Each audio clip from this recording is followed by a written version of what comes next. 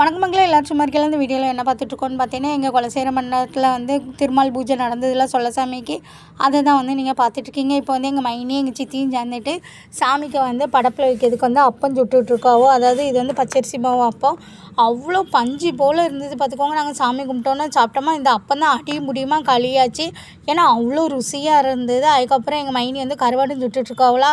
அப்போ இப்போ உள்ள பிள்ளைகள்லாம் பார்த்தீங்கன்னா மூக்கை பொத்திட்டு உட்காந்துருந்தது. அப்போ நாங்களாம் வந்து கிண்டல் பண்ணிகிட்டு இருந்தோம். எங்களுக்குலாம் இது நல்ல வாசனையாக இருக்கும், உங்களுக்கெல்லாம் இது நாத்தமாவாக இருக்குது, இப்படி மூக்கை பொத்திட்டுருக்கீங்க அப்படின்னு. அந்த பிள்ளைகள்லாம் இது வாசமாச்சாய் அப்படின்னு சொல்லிட்டு இருந்ததுவா பார்த்துக்கோங்க. இனிமேல் நான் பேசலைன்னு நீங்களே பாருங்கள்.